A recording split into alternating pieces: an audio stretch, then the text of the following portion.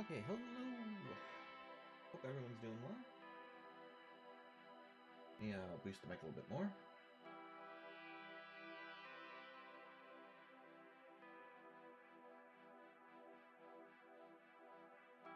How are people doing today? Hopefully everyone's doing well. We are back again today with some more magic. It's a little dark in here. Let me actually get a light on. Give me 1 second.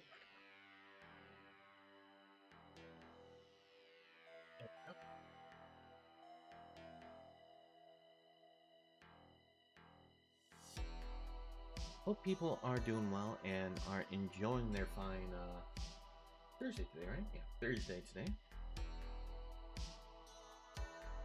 All right. We are here today with some more Magic Gathering. We're going to pick up a little bit off of where we left off yesterday with a deck design. We called it the Invoke Kairi-Gitaxias. Kairi-Gitaxias. If you haven't seen the deck tech from yesterday, we'll go over it a little bit before we jump into the games. But we also have a couple other deck ideas. We have a Dimir control deck, a deck that's called Domain Burn, and we have a Selesnya enchantment deck to go over as well. So hopefully we'll be able to get to most of the decks. We'll save the enchantment deck for last since it's basically a revisit to the white-green enchantment deck, see if it's still viable. Kind of want to go over the more creative new deck ideas. And since I don't really have a good name for this Dimir control deck, we'll leave it to chat later on to see if they can come up with a good name for the deck. In which case, let's go ahead and go over the deck idea. Gonna keep the explanation on this one a little shorter than the last time because we already did go over it once. If you're not familiar with the idea of the deck, so with Invoke Kairi-Gitaxias, our goal is to use Invoke Justice. We're going to try to bring back Kairi the Swirling Sky or Kairi-Gitaxias from our graveyard. And in order to do that, we are going to be using cards like Faithful Mending, Rafine's Informant to give us a little of that looting mechanic, draw a discard. And in some cases, we just might play these out fairly because they're still hard creatures for our opponent to generally deal with because Ward 3 makes it hard to target. And Kairi-Gitaxias does make it that way the first instant, sorcery, or artifact spell a player plays will be countered for our opponents. And it does actually double up our spells that we cast. Now, the great thing about this deck is that we do get advantage of just going with the idea of a fair bit of board wipe to control. We have ramp in the form of the Iganjo. We have spot removal in the form of Fateful Absence and March of Otherworldly Light. Some graveyard hate in the form of the Hearse, and Bank Buster for some just straight up card draw. We have Wandering Emperor as a great planeswalker to give us control as well as creature bodies. And we have some Dissipates for counterspell magic. And we use Dissipate specifically as our counter of choice because it exiles the card we cast, since there is a lot of recursion going on in the current format. That's the general idea of the deck. I think we'll be able to see the deck continue to perform well. We did do a bit of it, like I said, last night, and it ended up doing pretty positive on its results, and we'll see if we can maintain that positive results with the deck. In any case, I hope everyone's doing well.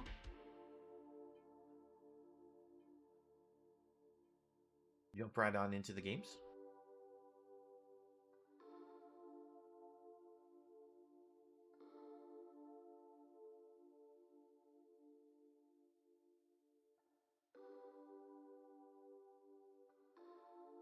Making sure all my add-ons are active for the purpose of deck tracking and such.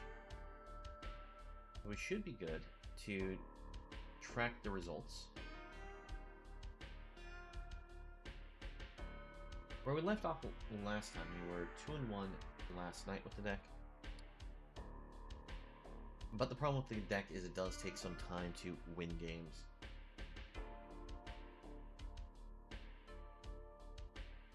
Alright. On the open, I think we have a pretty solid hand here, so we'll keep it. We don't have any of our control options, but Rafine's Informants are just great early bodies.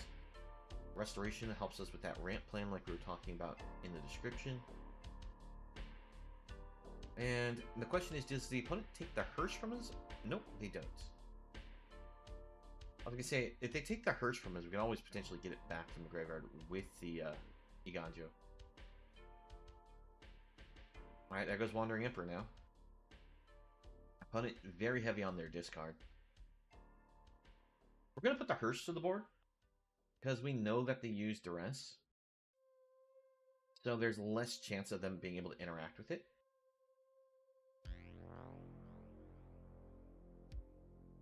Let's get rid of both of these from our opponent's graveyard. Go ahead and get the Informant to the board. Fortunately, we hit a lot of lands. We'll discard the Pain land. Not activating the Hearse just in case our opponent had like a spot removal spell they were saving. Because we couldn't attack in with the Informant anyways. Yep. That was the removal I was playing around, was if they had a cut down.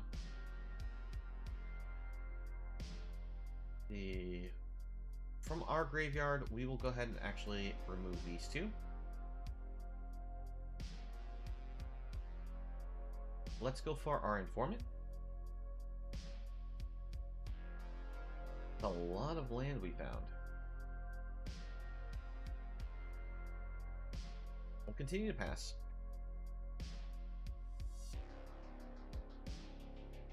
Alright, opponent does a Duress. They see we only have lands. At this point, I think we'll just start crewing the Hearse and attacking with it. Especially considering we only have 1 mana available to him this turn.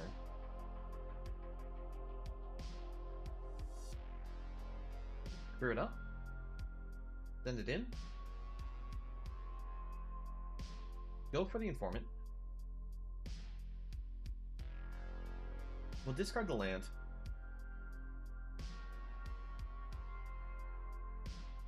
How much more discard does our opponent actually have? Because we've seen 3 discard spells from them. Alright, Meat Hook Massacre does clean up the board.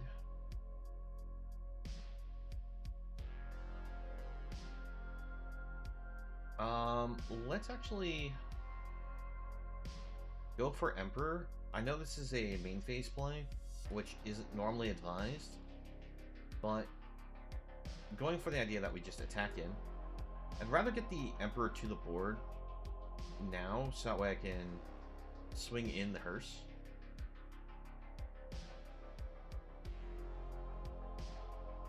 My opponent completely taps out for that play.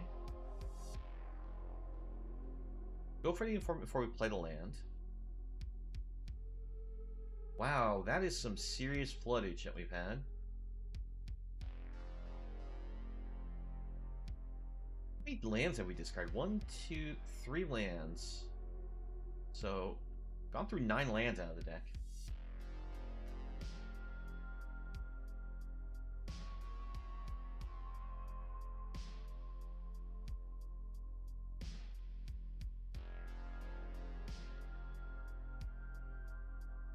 Alright, opponent plays both cards. And we're now short a land. That's awkward. What would have been great is if we could have gotten like one of the normal draw spells from our deck, so that way we could have maybe not been forced to discard as many of the lands as we had to the Informant.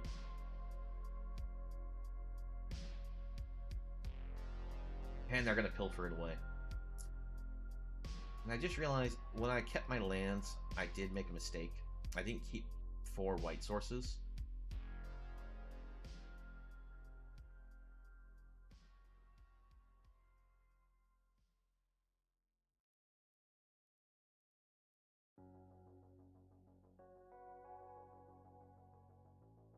Should have actually used the Hearse in response.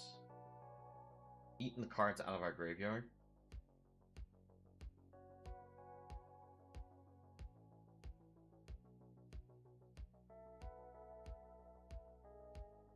They have all the white mana.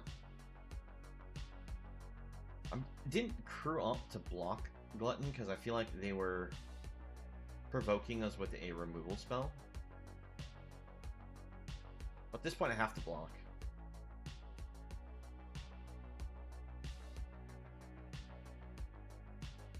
Still one creature left in our graveyard that they can take out to drain us.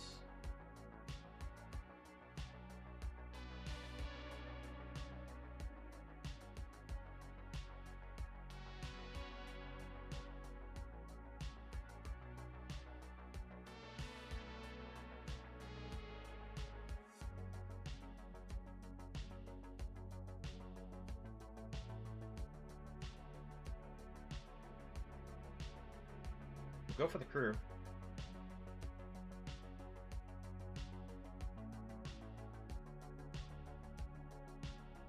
Because they tap themselves down so much that they don't have any response here. And unfortunately at this point, they've left us with 2 basics, so even if we find the Invoke, it's kind of a bad draw.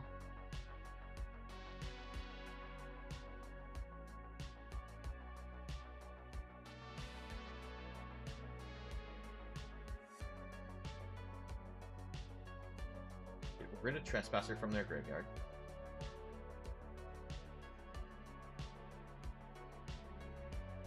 Just gonna hold the tower? No, we'll cycle it. There's a chance we could still play whatever we get off the top. Alright, well. We don't unfortunately get to play anything to prevent the day-night switch here.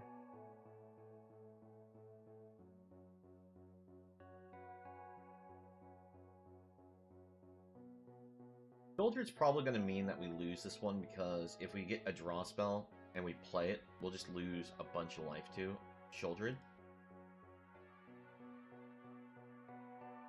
And yeah, they have the lethal swing here. We're just going to give them the good game.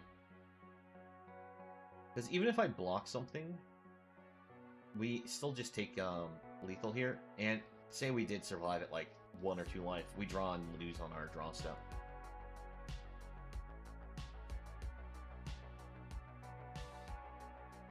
Yeah, we got none of our control spells, except for Wandering Emperors, which opponent just ran a lot of discard. Alright. Bit unfortunate how that one went.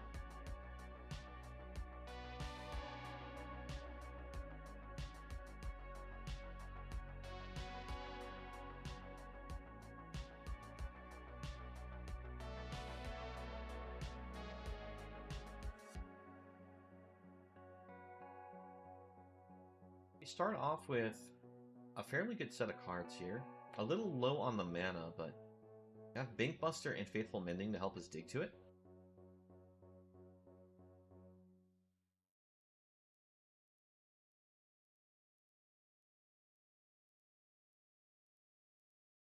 Alright, well, we have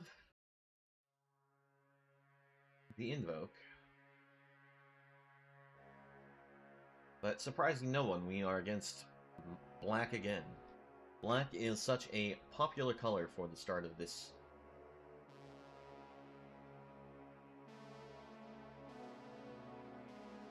Let's see if we can draw into a land. Nope. Well, that's unfortunate. I'll discard March.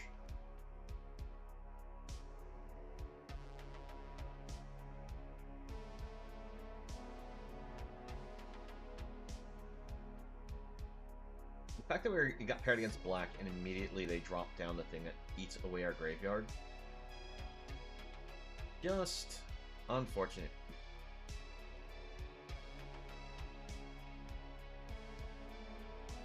I'm going to pass it to the opponent. We're going to discard again.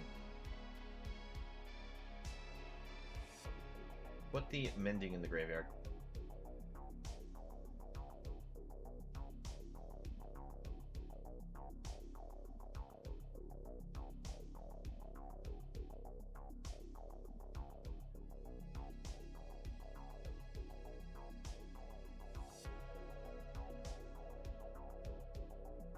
Kill the Glutton.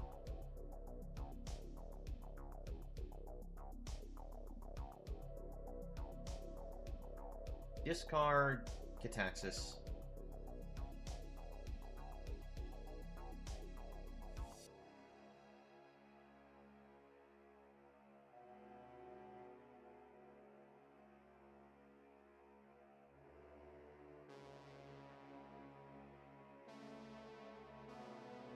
Of course, our opponent has another Glutton. Alright.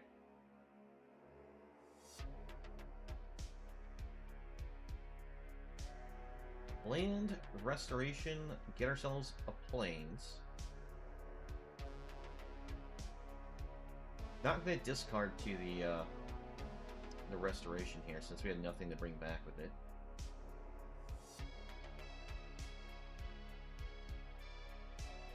We're going to hit the opponent with a Depopulate.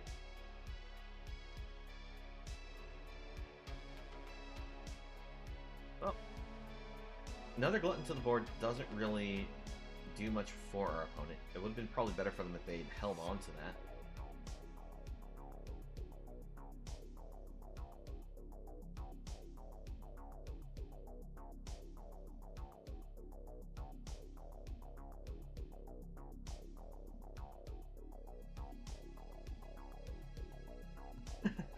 Hello there, Zinchi. How you doing? I see it's your first time here. Alright, actual discard Bank Buster just to get this into play for free. And hit the opponent with a Depopulate. But, yeah, I'm really excited about all the new things that are going around. Problem is, it's already stale, unfortunately, for what we're playing against. I've been playing against so much mono black that it's kind of sad.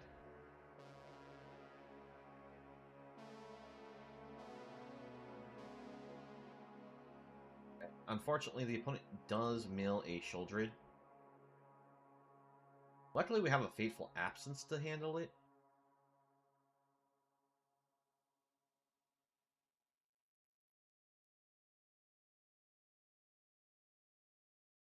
Alright, pass it to the opponent. Finally hitting our lands, so we're good to basically get back into this game.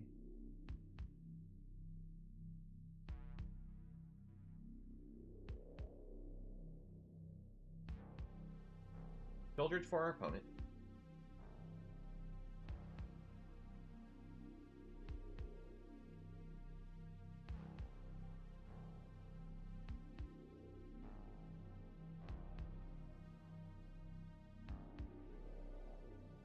Trying to think, what do I do here? We'll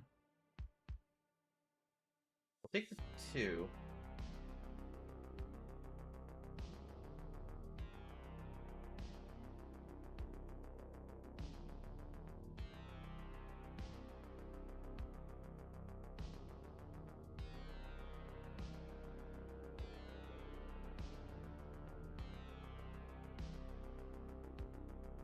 The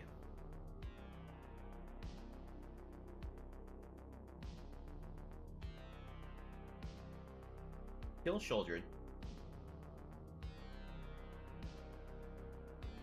I plan on using Bank Buster to get the draw off of it. Allows us to, on our turn, draw with it, be able to crew it. Crew the second one.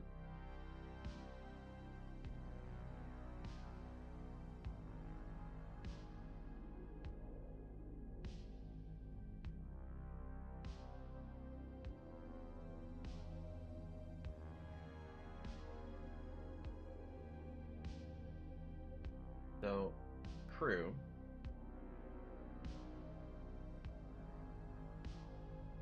Farewell's actually not bad. We'll attempt the crew.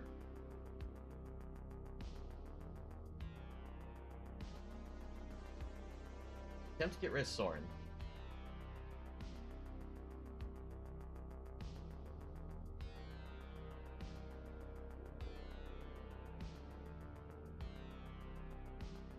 One's just going to cut down the token. That's fine.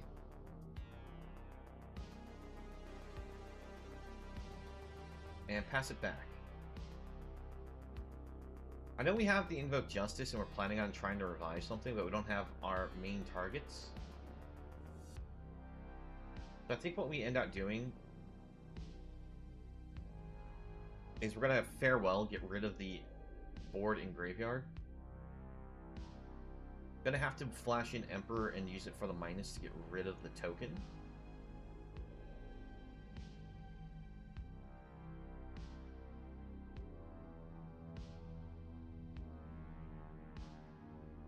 If we don't do that, we just die because of the Sheoldred's draw trigger.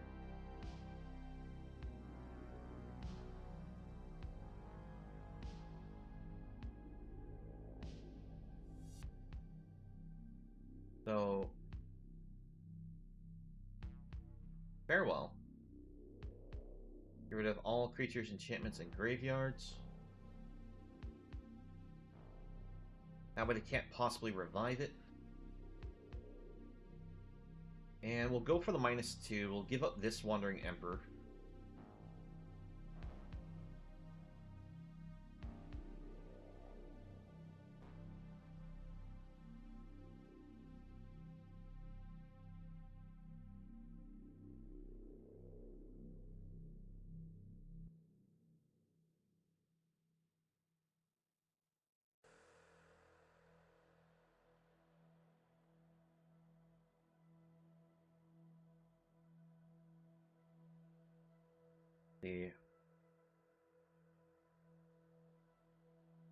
We invoke Justice, we can bring back Emperor. Emperor allows us to place 3 counters, but doesn't really do much. So we'll go for the draw.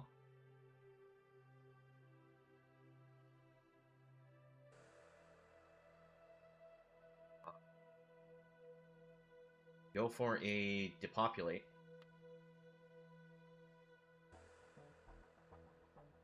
Just hope that the opponent doesn't have a Blitz from Underdog.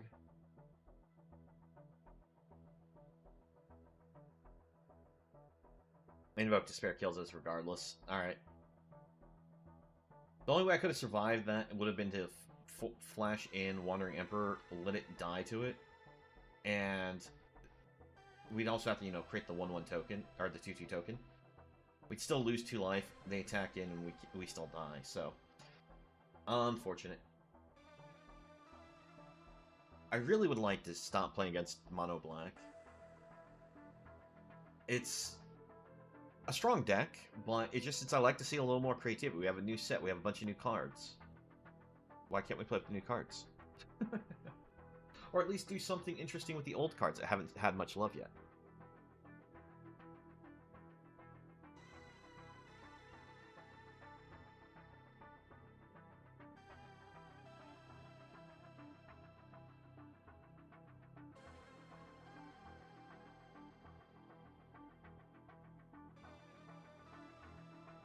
But I hope you're enjoying yourself there, Zinzi, since you're new to the stream, as well as everyone else. Alright, this time we actually got some counterspell magic. Let's see how this one works.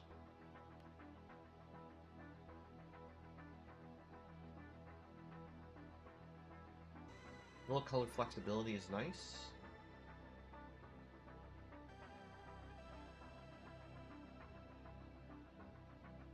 Go for the Informant. I'm just gonna give up the Depopulate here. We're ahead of the opponent on the play, that I think we don't need to worry about doing that.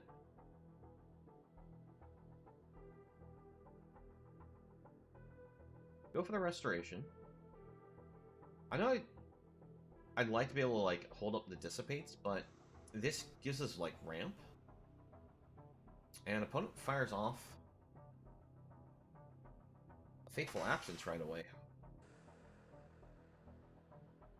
Alright, opponent scoops it up. Maybe they got kept a 2-land or got stuck on the 2 lands and decided that with what we already had they couldn't compete, but we'll take it.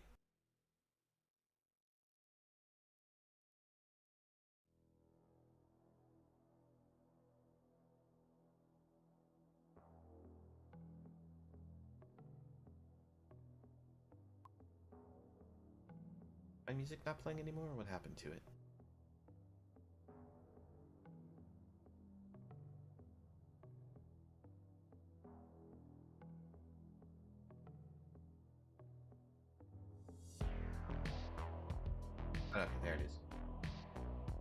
just between songs. Alright, we have an interesting hand. We'll try keeping this.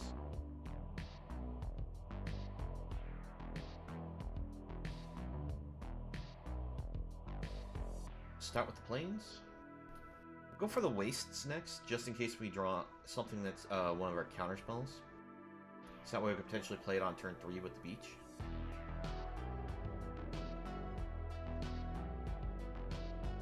Go for the informant. See if the opponent has a counter spell they're going to use here. Alright, it resolves with the draw.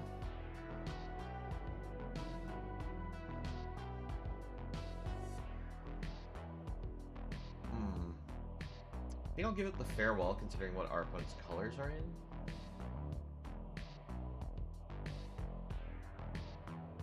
Take it down.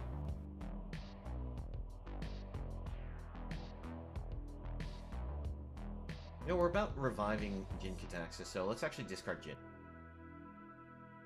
Can't play it anytime soon anyways.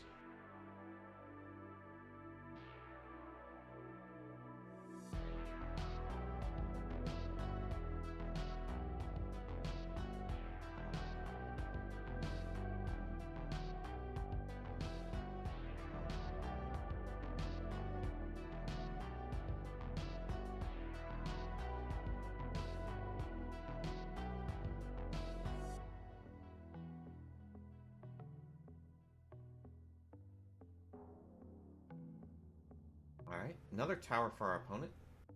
And it just passed. Let's first go for the attack. I want to attack them first before I go for the restoration. So that way if they have a counter spell and a kill spell, they have to choose which one they're playing. Because if they had the kill spell and a counter spell, or it was a or situation, they could have just gone with the idea of if they didn't have the actual counterspell and wanted to see if we had a different creature we play out that was more worthwhile. They could kill the informant before we actually swing. Alright, we got a counter of our own, and we have Dissipate available now.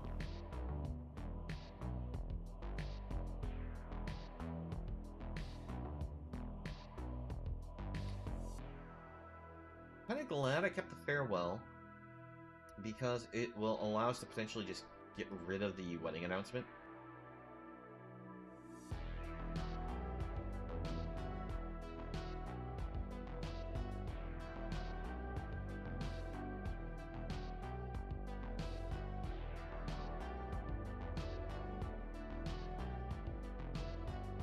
We'll attempt the counterspell against the Rafine.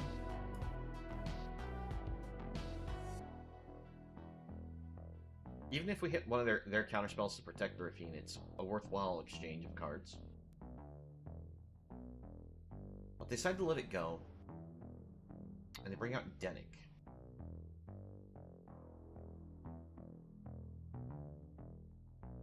Bring out the blue source, and we'll just pass it back.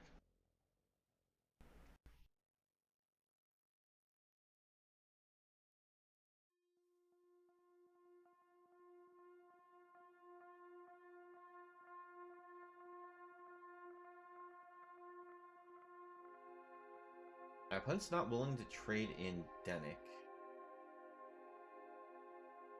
Problem with Denick being on board. Alright, opponent flashes in their Emperor.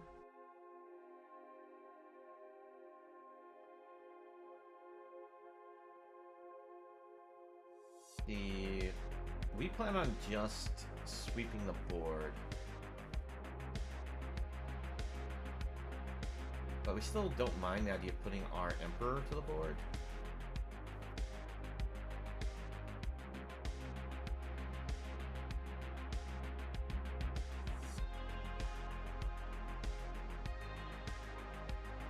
I think we'll still flash in our Emperor and try to plus the Informant, see what the opponent does.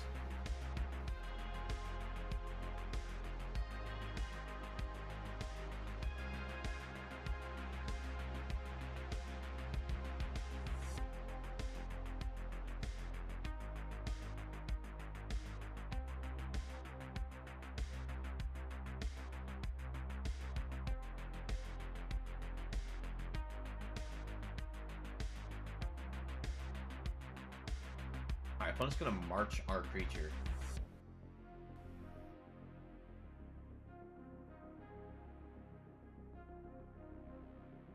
We'll hit him with the Farewell.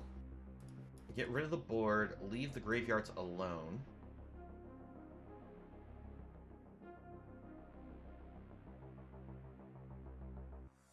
And we actually have the fighting advantage against our opponent with these, the Wandering Emperor duel.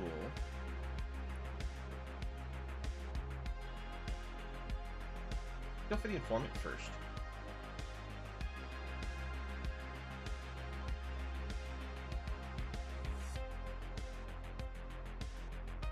That's tough. Let's discard Big Buster here. Because we can bring it back with Restoration.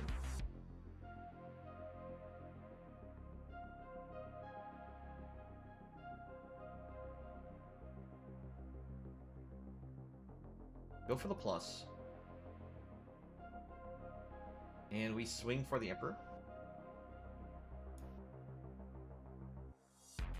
I wanted to hold on to the Fateful Absence just in case the opponent had another, like, Emperor play.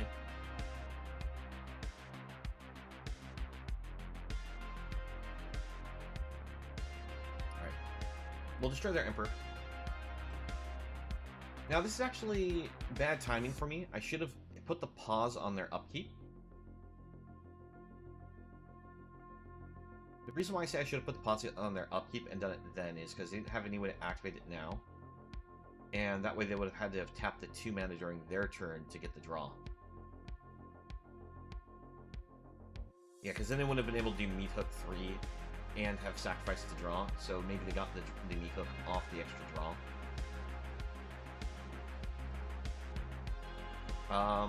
I'd rather keep Kairi over Bank Buster, so we will just bring this to the board.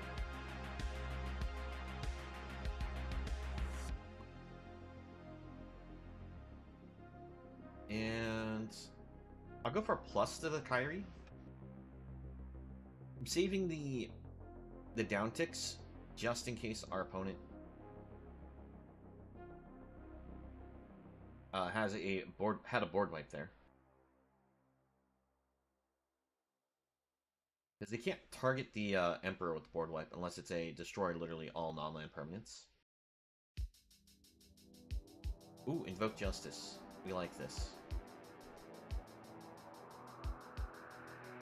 Let's see here. I'm gonna go for the attack first.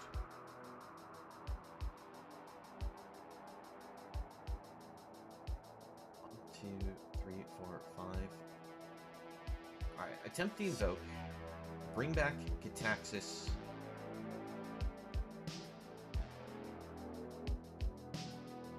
Does it get to resolve? If this gets to resolve, the opponent's spells will be heavily hampered. The only thing I'm worried about is the opponent has the counter spell in their hand. We'll distribute the counters like so, and opponent scoops it up. Yeah, we had managed to actually assemble all the main cards to our deck here. So this being on board makes it that way they can't play a spell without it getting counterspelled for the first one.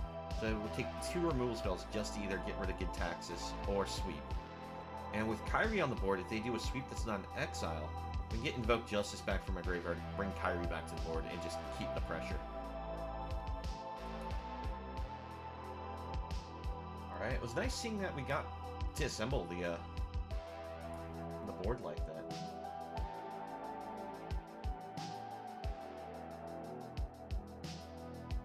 Top Looper, hi. So I've played best of 165 times over the last days, and 27 of those were mono black. Yeah, mono black is very prevalent right now. It's either mono black or black red or white black are the decks I primarily see,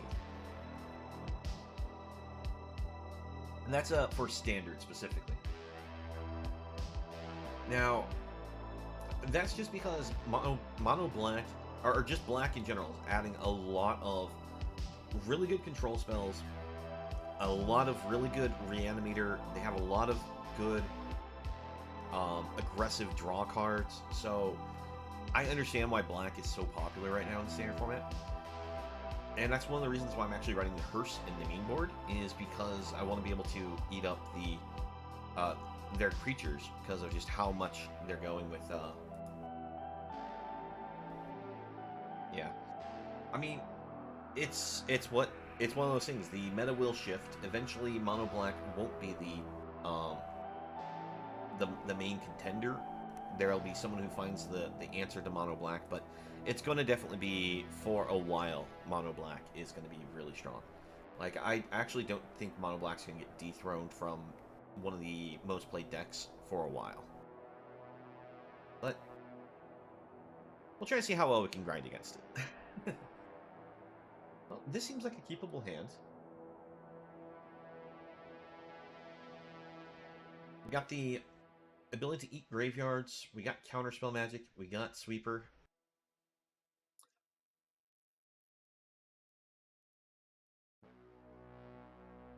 The only problem with this hand is we don't have any of the ramp-like cards to help us get this Kairi faster. We don't really have any spot removal either, but that can be manageable. Ooh, I mixed up which land that was. I thought this was a waste. So I missed playing the hearse on turn 2 there. I don't think it'll really matter too much, but we'll hold it to dissipate. This way, if they go for Liliana, we can counterspell it. You know, that's still worth counterspelling.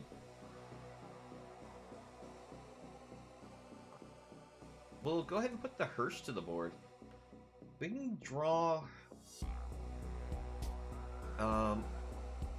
either 2 more lands or our enchantment that searches for land. We'd be in a really good position for how these can take over a board. Opponent blitzes the underdog, which is interesting.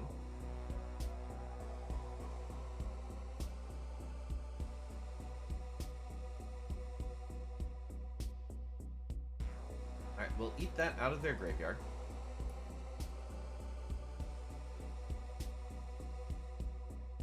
Alright, we're just going to hit them with the sweep.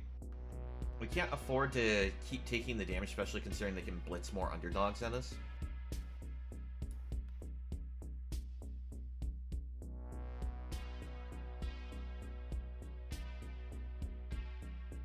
Trespasser for the opponent. We're going to actually eat their creature from their graveyard in response to a target if they did. But they don't. They choose to eat our own graveyard.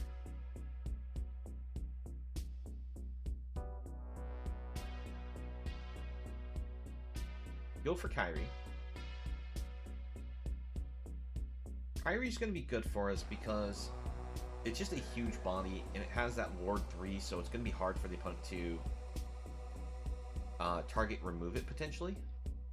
Now, if they have that destroy for 2, lose 2 life, they could easily pay for it.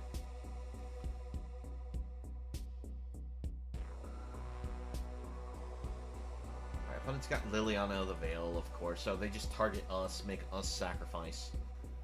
But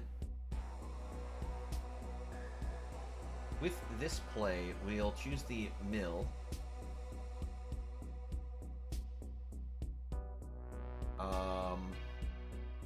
That didn't go exactly as planned. I was really hoping to be able to get our reanimation spell there.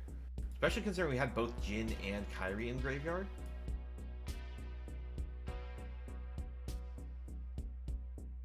What do they target? Because we're going to eat it from our graveyard.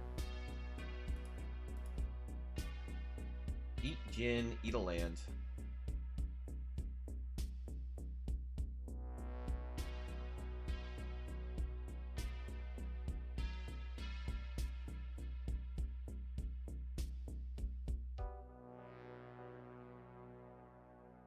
The reason why I eat it from our graveyard is because if we let it resolve, we end up losing life to it. We'll get Jin to the board. So if the opponent doesn't have another Liliana or to force us to sacrifice it, we should be pretty good here. Opponent. Oh, you have got to be kidding me on this opponent. So they actually did have the Infernal Grasp, which is what I was worried about, over the Lily when it came to the Kairi.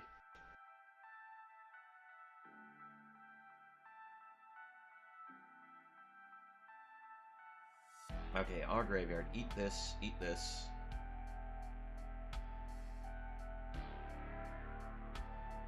And this is one of the reasons why black decks, whether it's mono black or black red or whatever, is so hard, is because they have this ability to hate the graveyard at the same time as being able to get all the value for themselves.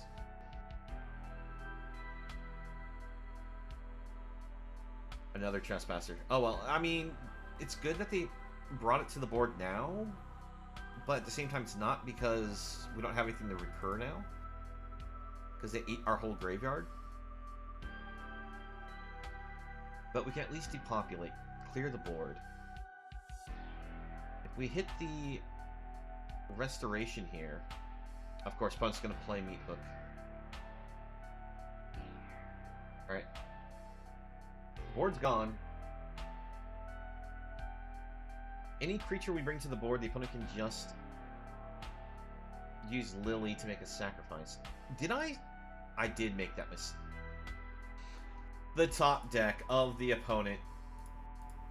Yeah, I think I made a mistake. When I brought Jin to the board, I could have killed Liliana.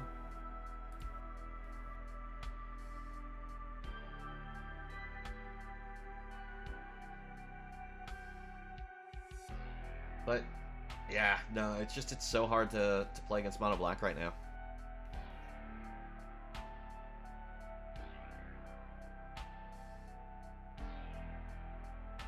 Mono Black's got your aggressive nature, so it can try to, fight against aggro decks really well. It's got the control element to play against mid-range, and it's got disruption to fight control. So, it's so hard to handle. Alright, we'll keep this one. Now we can go Rafine's Tower, land to Bankbuster. We can go to the Restoration.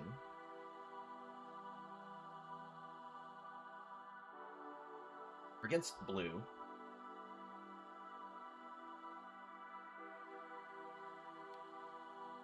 Alright, so blue-white for our opponent. I'm going to play around the opponent potentially having the 2-mana counterspell.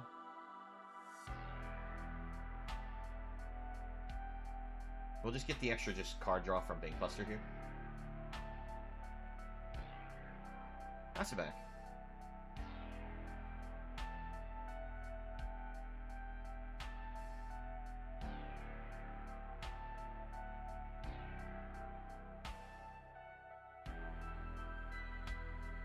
Eventually going to make the opponent play spells, because Bankbuster being on board can become a threat after we finish drawing with it.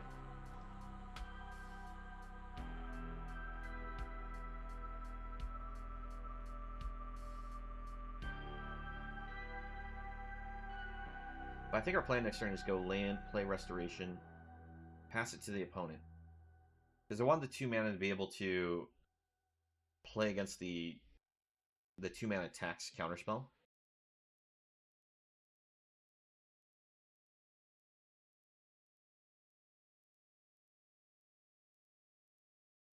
Alright, opponent's given us the rope here. They could be legitimately thinking things out, or this is, they kept a hand, only got 3 lands, or possibly being salty. I'm not sure what it is.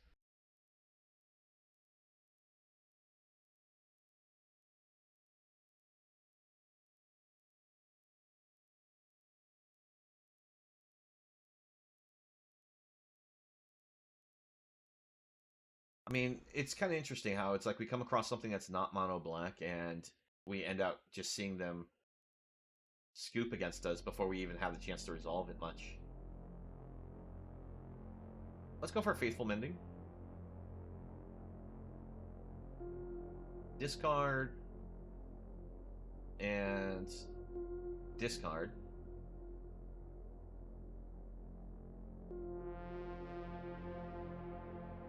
Still gonna play around the opponent's potential counterspells. Alright. There's no pause, so there's no counterspells.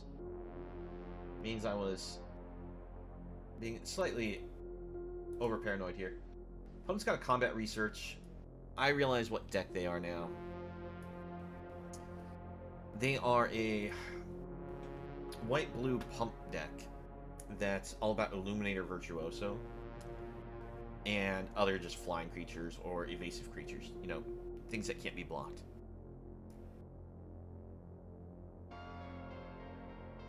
They probably saw us going, oh, we're playing against control. We're probably never going to be able to resolve these things, have to play around counterspells and such. But, yeah, that's a...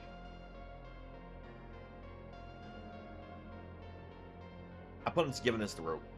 They are conceding this in the slowest way possible. They said to walk away from the computer or just close the app.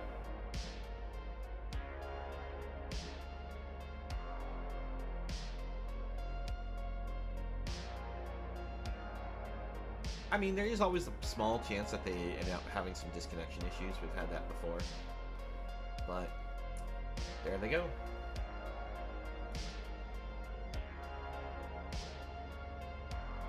Alright, let's try to play one more game. I'd like to see something other than mono black. Just so I can see if how the deck works against other deck types. And have them hopefully play the game. Because ever since time we've had a pretty decent hand that we start playing against somebody, they've just like scooped it up before we actually had a chance to really resolve anything. We'll keep this one.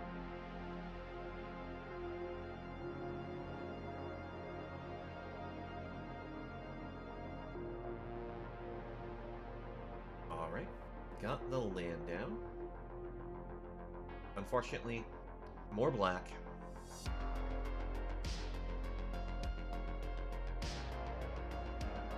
Do we see a Pilfer? Do we see an underdog? We see an underdog. Alright, land pass.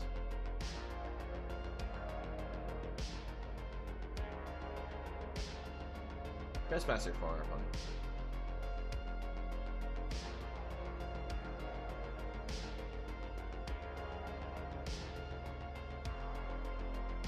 Land. Restoration.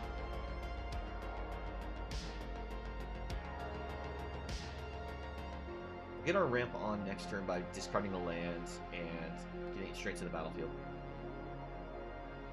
Then we'll hit them with the depopulate.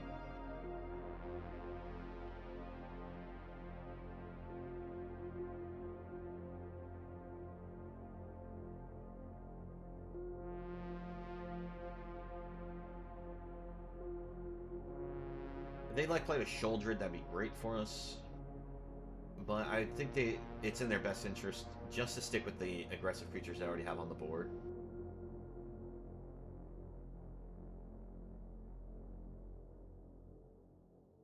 Because after all, you never want to overcommit to a board against somebody who is...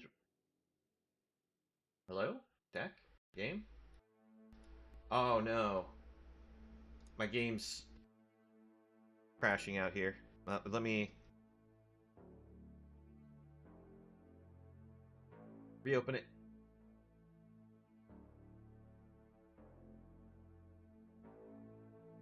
When I see certain lag issue points, I have to reopen the game. Otherwise, you don't get the chance to interact with some of your triggers. Hopefully, we managed to do this fast enough.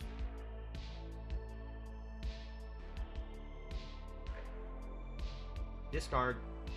Have that go to board.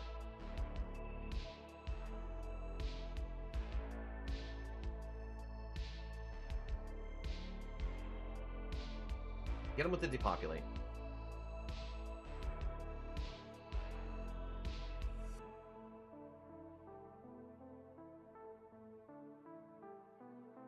Though they can still blitz the underdog at us to do 3, bring us down a little bit of life.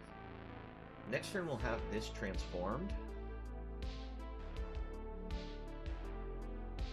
We bring down the informant just to deny the opponent potential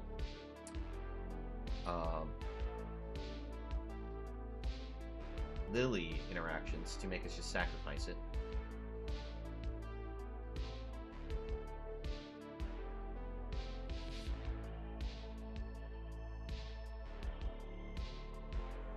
also hold up the Dissipate as well.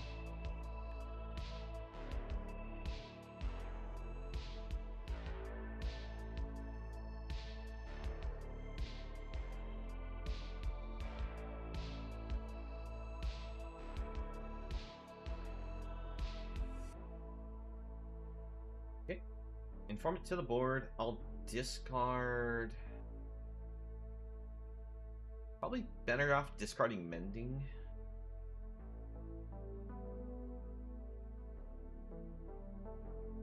You're gonna be the Mending or the Absence. I'm trying to think which one's the more important.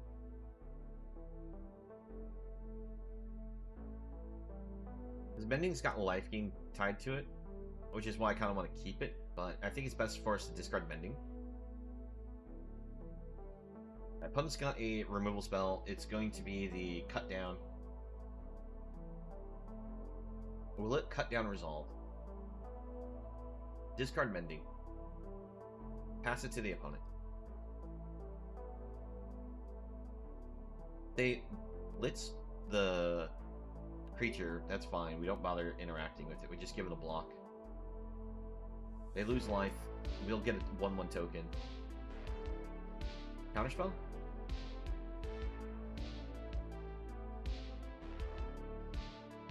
Alright.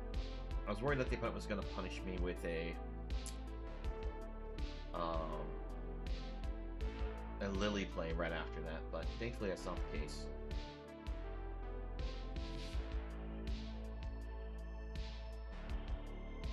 We plan on using some Faithful Mendings to get our graveyard set up for this Invoke Justice, but also find another white source that way we can play it. Hey there, Izzy. How things going? Hope things are going well for you.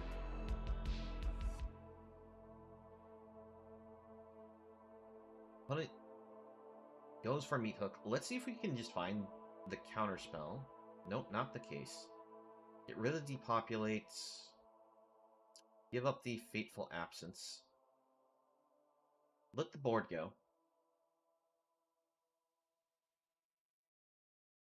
Well, you were talking about making some adjustments to your mono red deck the last time we were talking, so... Alright, let's go for another Mending. We found the white source for the Justice. I think we'll go ahead and...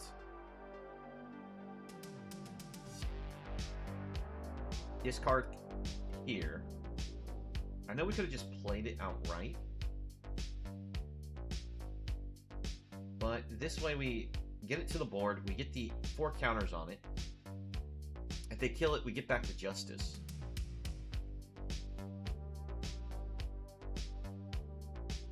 You took out the 2-drop Vampire and added Torbrand and Embercleave. That makes sense. I mean, Torbrand definitely makes sense for your deck. Embercleave, I'm not sure how strong it is. I mean, it's still not bad. I'm just thinking about the fact that all your creatures are base 1s.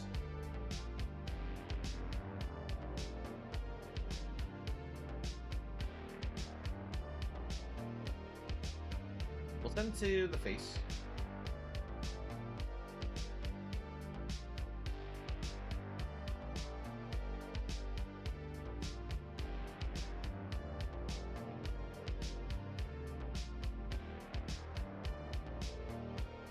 Alright, they still block.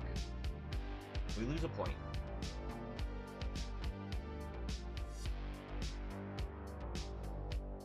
Restoration. Land.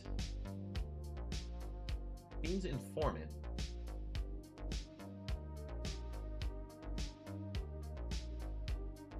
And I'm going to hold the land as discard fodder. I'm still keeping the Farewell just in case our opponent does something to the board and we need to fire it off.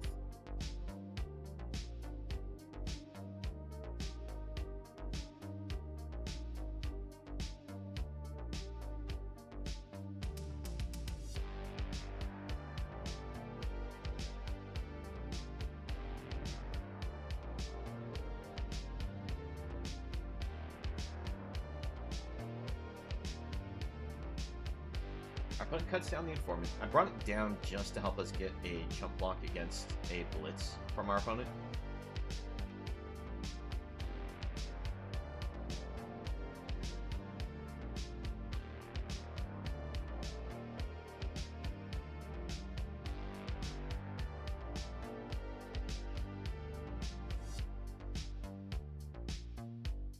Here comes the underdog.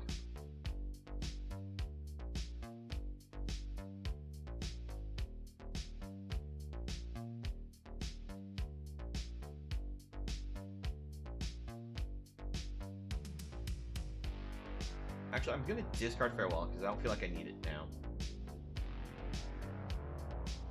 Get the Informant.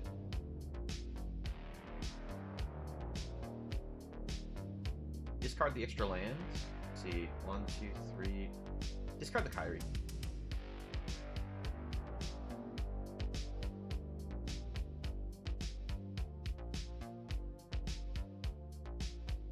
So we get lands aboard.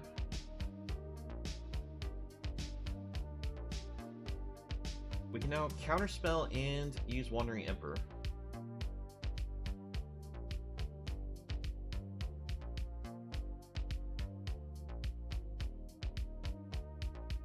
So, sorry, what was that? Not Torbrand or Relic Robber, and my deck runs 4 Relic Robbers. Okay. We decided to let the opponent resolve the underdog, because we'll just flash in Emperor to go for the exile.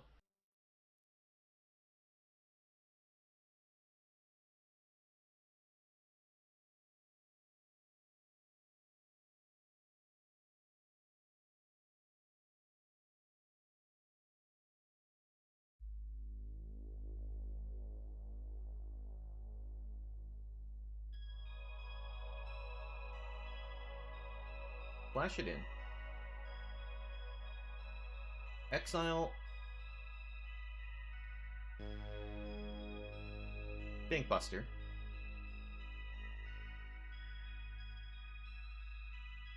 Also made Dimir artifacts with Insolent Artifact and Test Touch. I mean, that's actually a pretty fun deck, and I know I would like to have had that made, but I was lacking the cards to do it.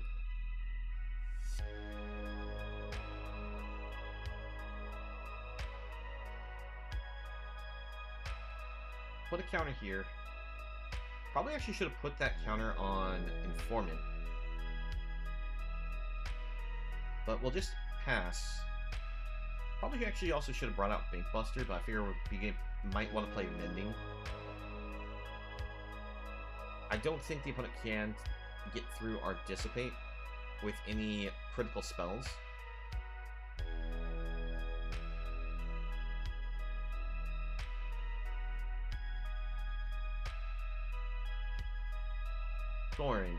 Thorin, we have to counterspell because it creates a blocker.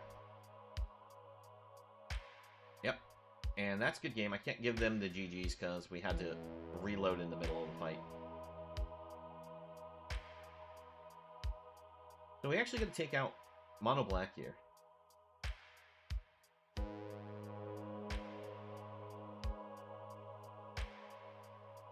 The big bad guy of Mono Black. We're gonna take it down. Yes.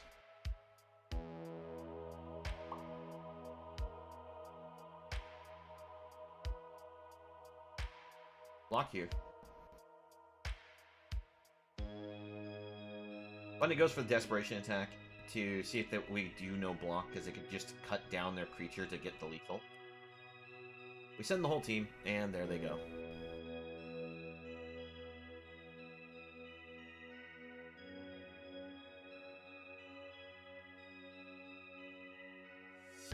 Alright. Well, I mean, we can take a look at your deck. Because we've seen it before, so we'll just only spend like a moment just to check it out in all its glory. See what the big changes were.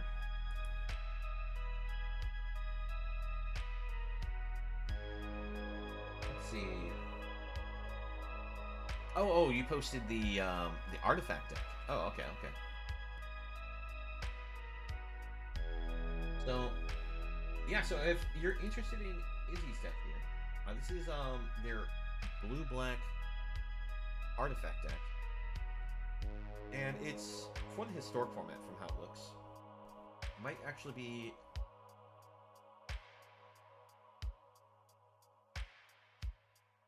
Yeah, it's in historic because of the Tasha. I mean, I guess you could actually run this in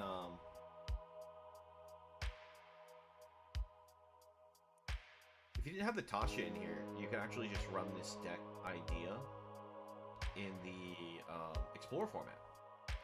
I'm thinking you wouldn't have the bridges here either, but I understand how useful these are for the purpose of the Insol and Tez Touch, because they're indestructible lands. Such a strong combo. I'm a little surprised that you didn't bother putting any Ornithopters in your deck. The 0-cost 0/2 flyer is a great way to just, you know, crush opponents with Insol Artifact.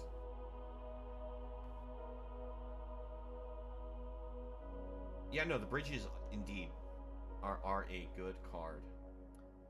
The weakest card I think in your deck is just straight up the Crystalline Giant. Because it's got an RNG factor to it. I mean, Monitor, it's okay. I mean, it's just a 2-drop artifact. It does the untapping thing, so you can actually play it, untap one of your lands to help you play more stuff in the turn.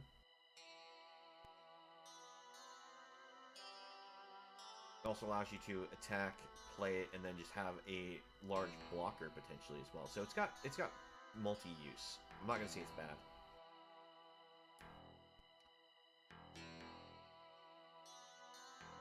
So Blade that only makes sense because it's a menace creature, and you can always reconfigure it, give it the same treatment, kind of like the Insol Tez Touch. But I think, yeah, the only thing I think you feel like you're missing is just the Ornithopter itself. I think that would be just a nice addition to your deck. I think if you just trade out the Giant for Ornithopter, and you're golden. But then, like I say, if you were to take out the Tashas, actually, yeah, that's probably what I do. I just thought I could play it in the historic format. Just take out the Tashas. I'm not historic, but the Explorer format. Take out Tashas. Switch the land out here, and there you go. But I mean, this looks like it does probably really well in the format. Let's see, how many lands are you running? 4, 8, 10. You're doing 24 lands with this. Oh, okay. How low your curve is, I thought you might be a little greedier on your mana base. But no, it's a fun looking deck. I hope you've been doing well with it.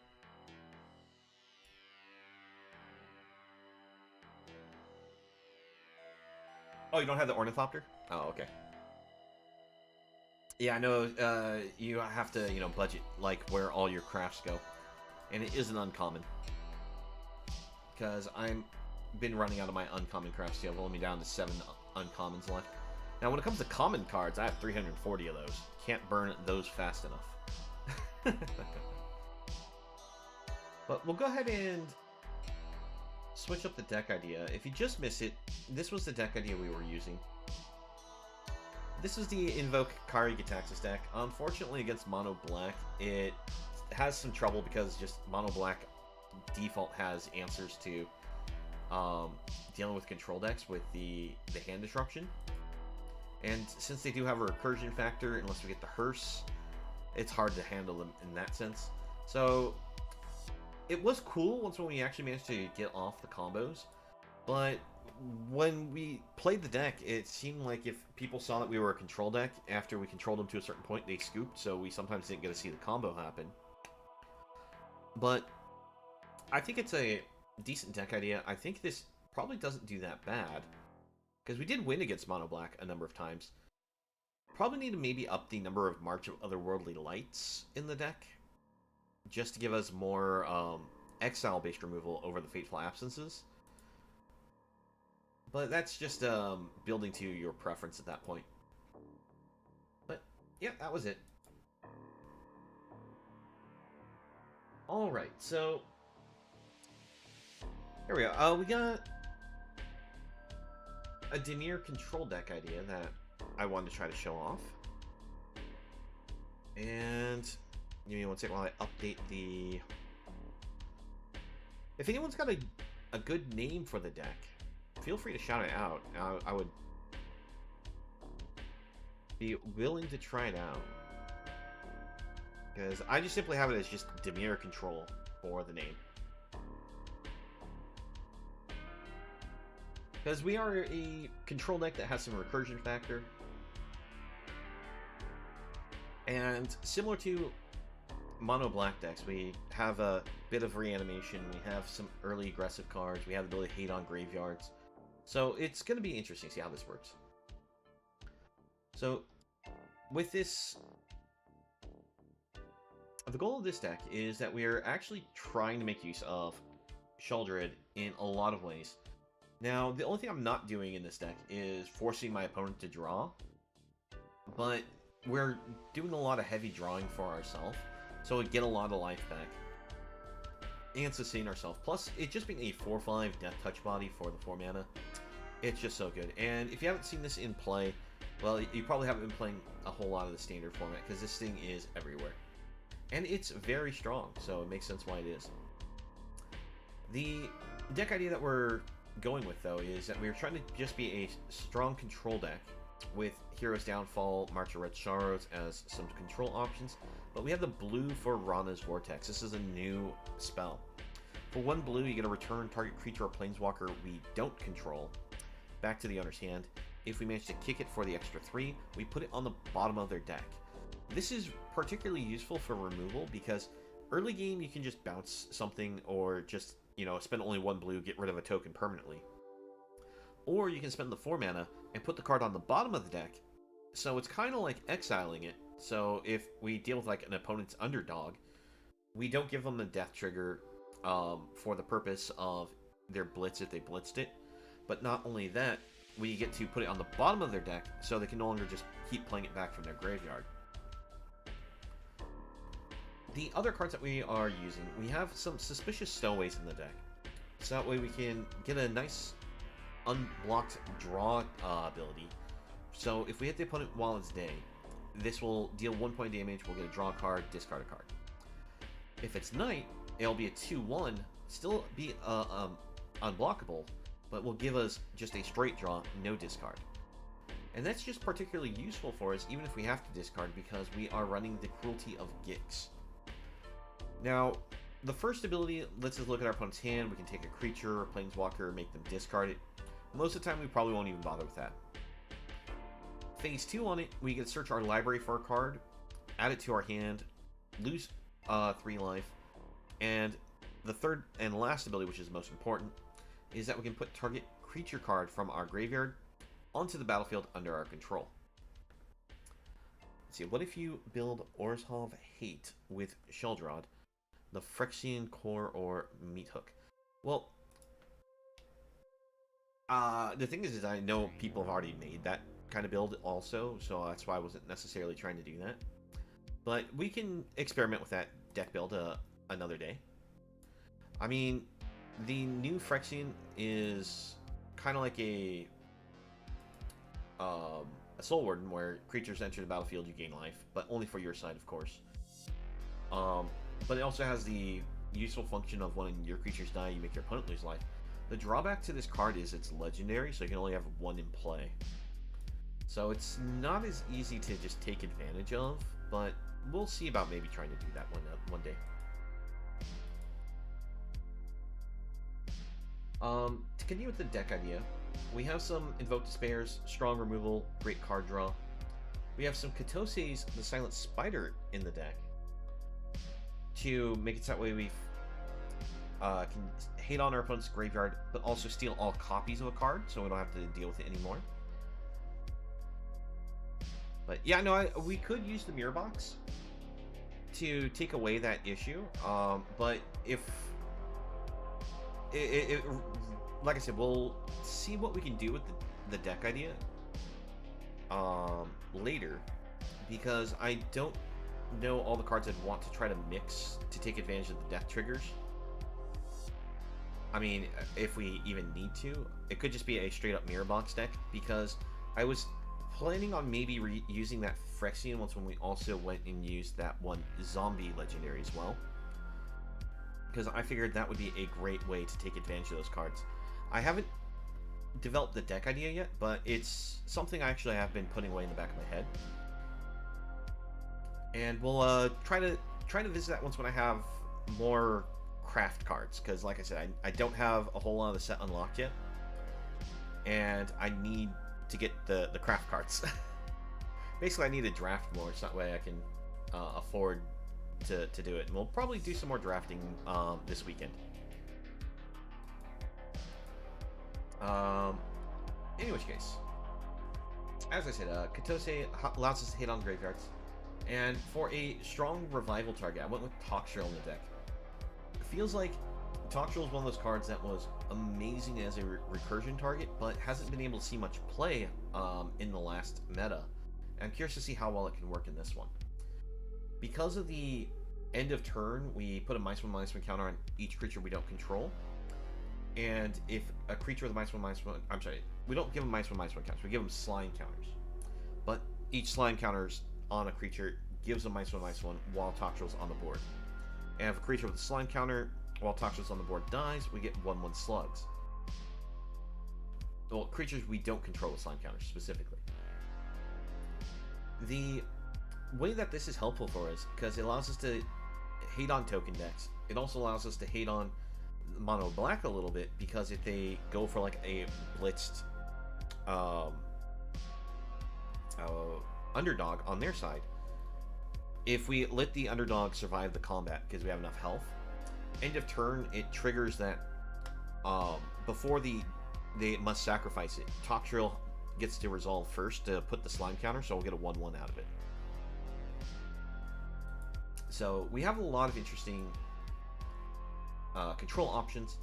We also do have some Thirst for Discovery and some Tainted Indulgence for draw to help go with the ability to force like the Toxtril into our graveyard for the purpose of recursion with the Cruelty of Gix. But also these are just great draw cards to help us, you know, be able to set up the correct mana for our Invoke Despair. And overall, I think this should be a fun deck.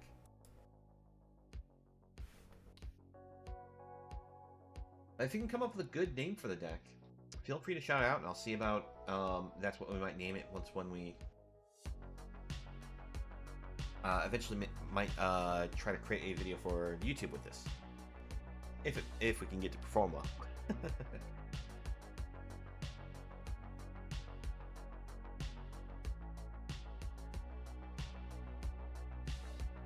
I don't see why this deck wouldn't perform well though. Like, thinking about it, it has all the things that we want in a deck. Alright. I think I'm still gonna risk the keep, even though we don't have any of our early interactions. I mean, good to hear you're doing well with the mono red against the mono whites there. Because mono white that you're dealing with is for the historic format, so you're probably having to deal with more the Angel Coco mono white. I'm not sure what else mono white is doing in that format. We'll land, we'll pass. We'll do Indulgence during our opponent's turn.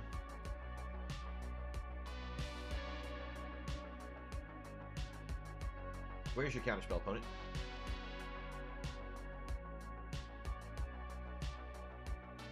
There it is. Unfortunately, we don't get to draw to put anything onto the board, take advantage of their tap mana. That's a shame.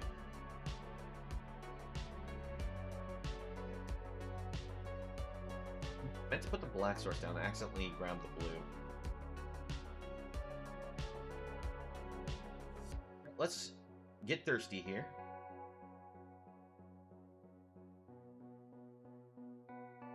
Opponent goes for a Memory Deluge in response. That's great for us, because that means that we can use Kitose, get rid of their Memory Deluge from their graveyard, and take all the copies from their deck. We'll also be able to now see their hand, know exactly what they're doing. I was tempted to take away the counterspell, but at this point we have enough lands that I'm not too worried about make disappear.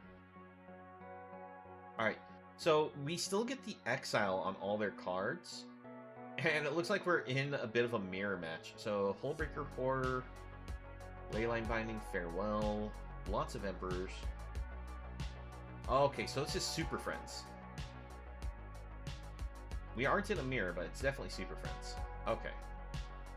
But it has a negate in hand. Important to know.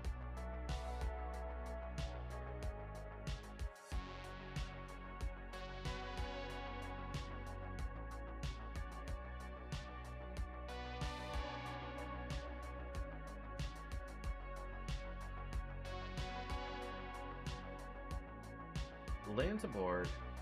We'll go for another Kitose. I feel like we jam it now while they don't have the likelihood of drawing a new Make Disappear. We steal the Make Disappears. All the counterspells gone except for that negate. They can, yes, bounce the Kitose, but that's perfectly fine.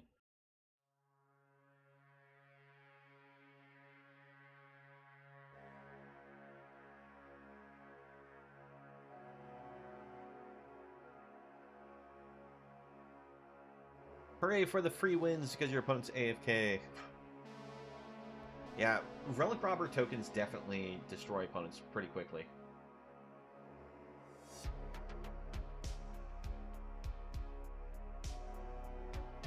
But so far, we're at the point where we're just going to exile, like, our opponent's deck away.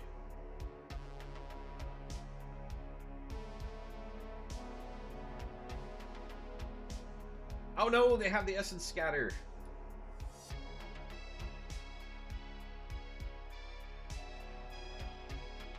Let's go for Underdog.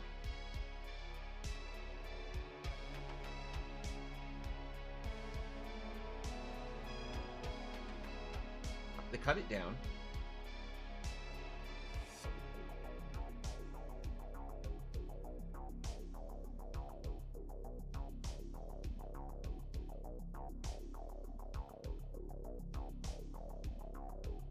The Shoulder should be able to resolve now.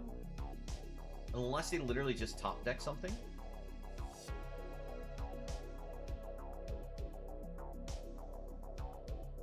Put a stop at the start of the opponent's turn. Actually, no, I take it back. Let's not.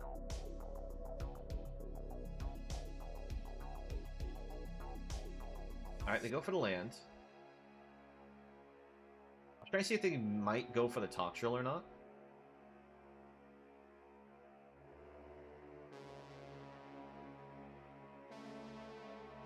Yeah, the plussing from Kaido is actually going to kill them with Children on the board.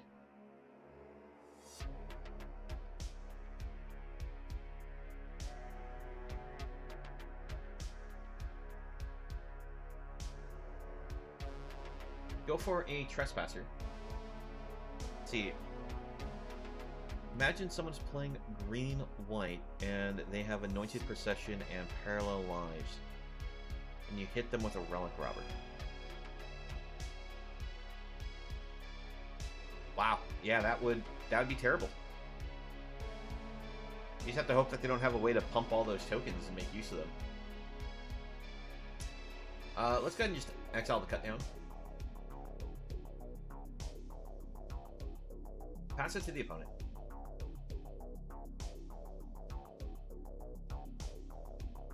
I'm actually really not afraid of them having the Kaido there too much.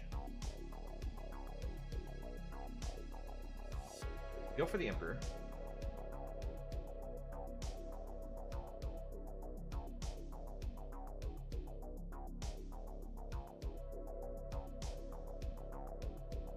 See, this should get the negate out of their hands. 1, 2, 3, 4.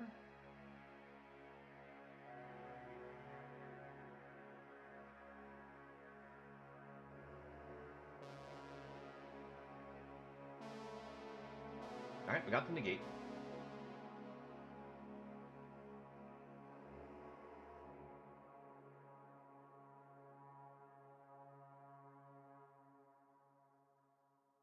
Do they bring out the Talk Drill?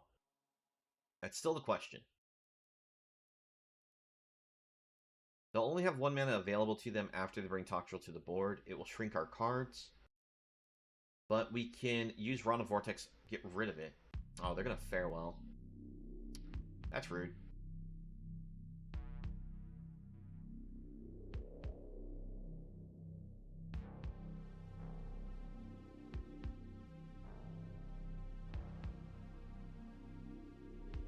Well, the Sheldreds just keep coming.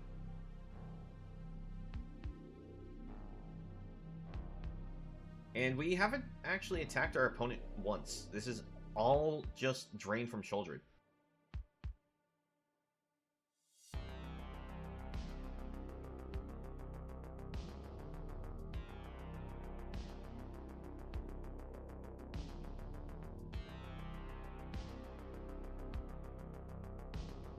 Alright, opponent's doing a draw and discard.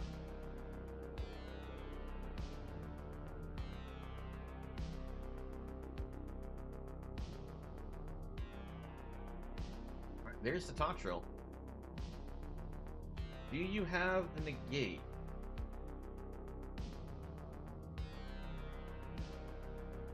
They could actually sacrifice Toxtril to itself to draw a card.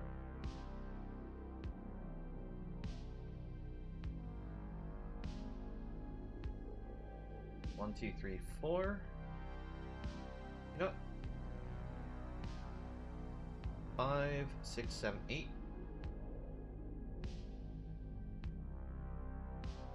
5, 6. We're gonna do X6. I'm gonna leave 2 mana open because I don't remember, but I didn't see a Spell Pierce. But in case they had it in their deck, we're playing around it.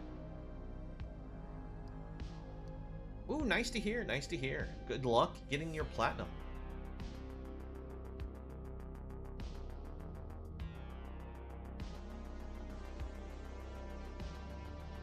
Uh-oh, that gives them life linkers. But they're doing the plus? Why would you plus and not minus?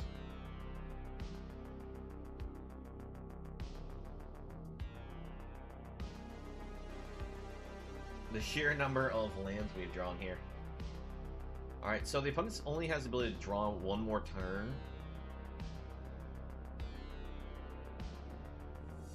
Why are you going to use that? Okay. So, does the opponent have a way to...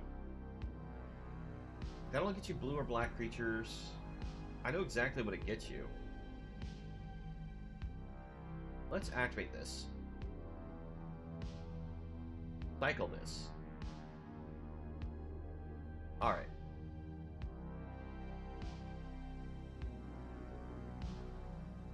Oh, you went for Toxtril. Okay, that's fine.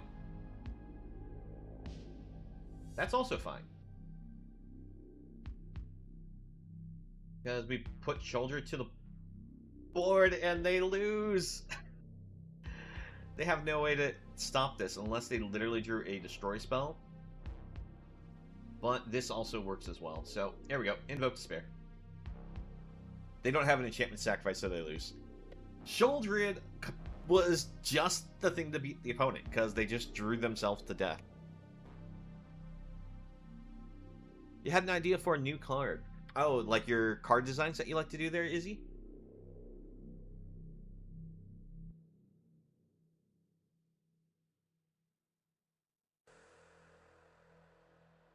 I know you came up with all those card designs before. Did you come up with another thing like that?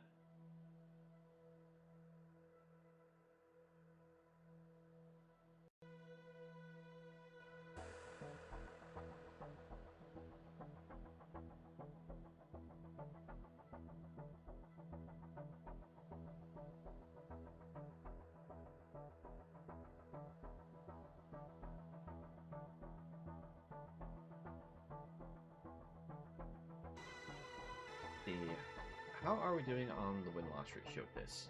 Yeah, we've played 2 games, we won 2 games, so that's good for this so far. We'll play another one.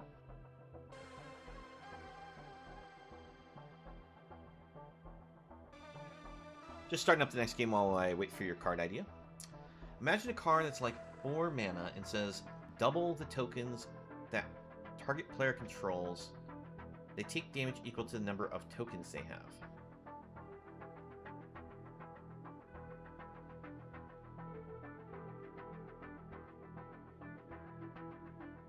That's quite the double-edged sword there. I don't think anyone would really want to try that, except for maybe Daggerburn style players. If you're not familiar with that idea, it's a deck idea where you give your opponent creature tokens. And you punish them because of each creature token that you give them. They lose life because of something like Rampaging Ferocidon being on the board, which makes your opponent lose life.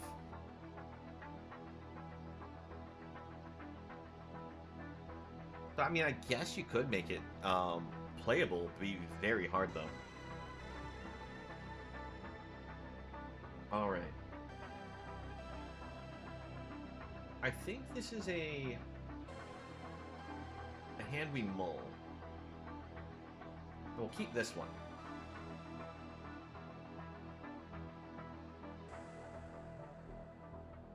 Oh no, I mean, it's just like I said for the Daggerburn style idea. It would be brutal. It works with Relic Robbers. The only problem is you have to come across an opponent that also can't make use of the tokens. It is definitely a double-edged sword card. Alright, we're against Mono Red. And Mono Red is doing Mono Red things already. Let's get Trespasser down.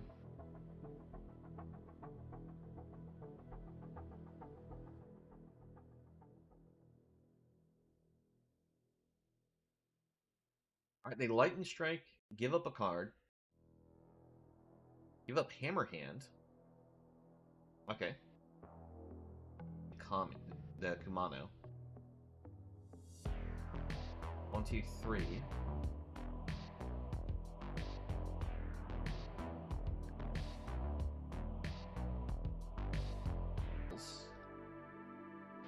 Just in case they do have the creature allows them to kick to play those spells. Yeah, your idea would be brutal. If the tokens are big bad, then you are kind of screwed, yeah.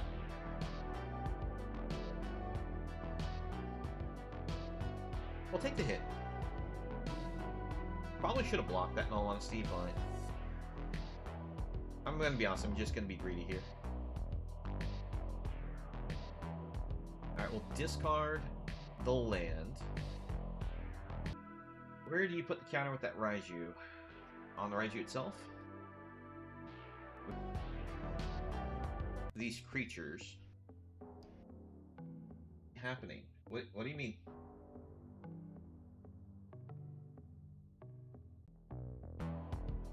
See me now, Izzy?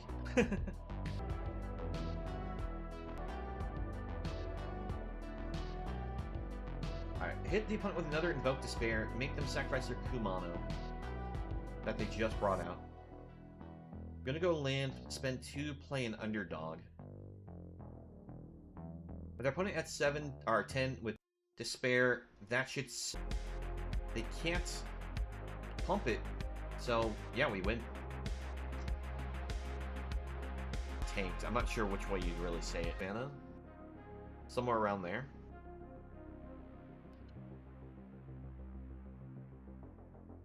As a reference on it. Target. For your designing purpose. Like a dumb... Now, whether loss being a thing on it, or pursuing sorcery speed, if you want to have it instant speed, probably 5 or more mana.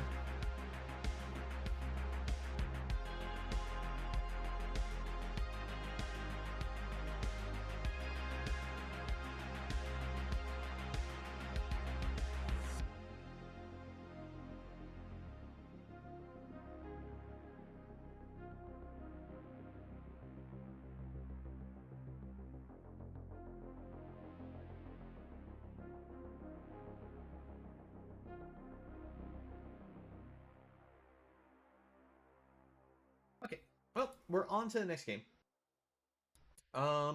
Looks like we have a... I wouldn't say you have to make it like 5 black symbols, but I get what you're saying though. It's a 5 black cost card. I mean, you could do that. I mean, ultimately in the end, you're the designer, right?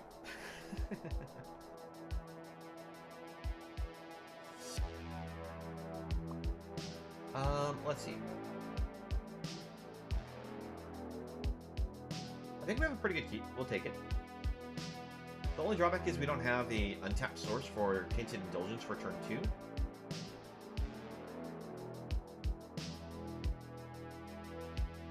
But we do have Thirst for Discovery on 3. As long as the opponent isn't super aggressive against us, I think this is pretty decent here.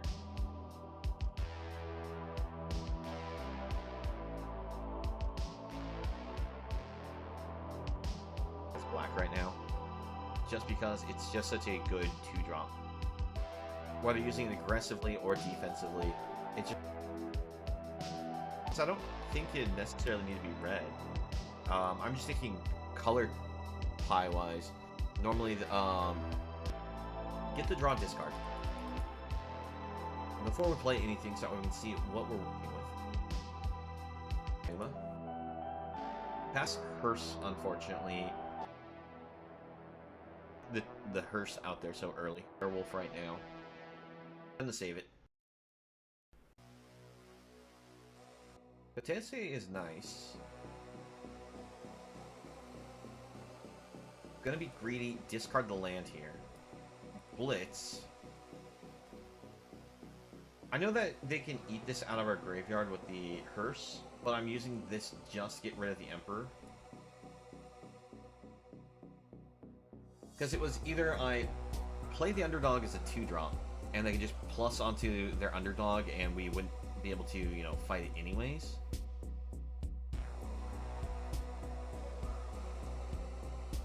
Or we just get rid of the Emperor right now. At this point, we can go down land, take their Emperors from their deck with Kotose.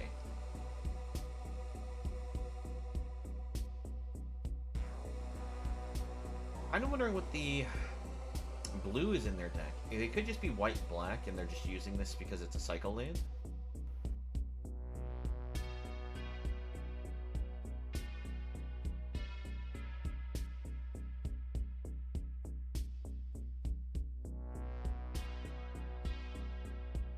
Is it going to be better for us to invoke them? Probably better for us just to invoke them. Because they only have those as sacrifice targets.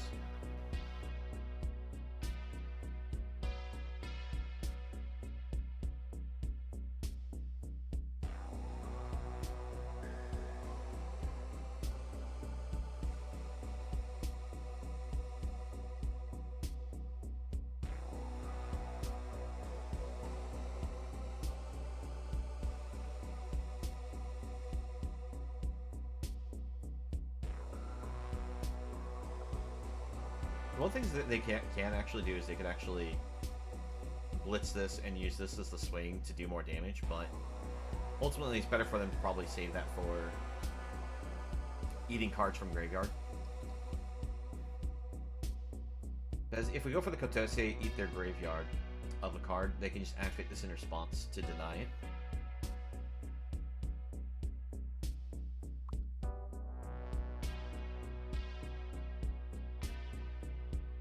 Still best for us to do this, get rid of the underdog right now. If they let this resolve, we get rid of all their underdogs.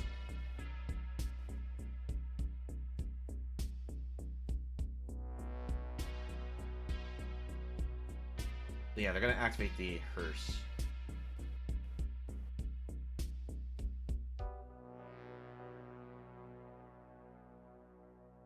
The Hearse is actually a really good card because it's both... Oh! Opponent exiles the Planeswalkers. We weren't targeting the Planeswalker. So they are white-black. There is no blue. They have cut downs. They have Concealing Curtains. Rites of Oblivion. Meat Hook. 1 Missionary.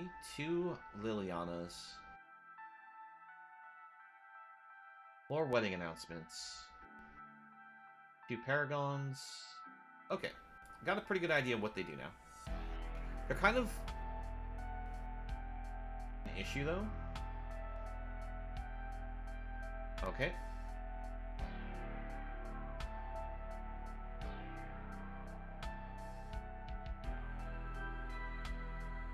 force us to sacrifice.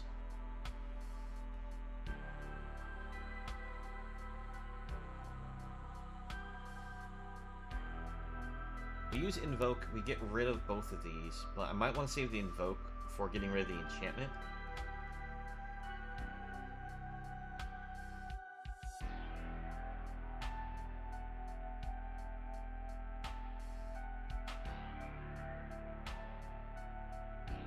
Let's actually go for the Invoke, because if we hit an untapped land, we can get Stowaway on board.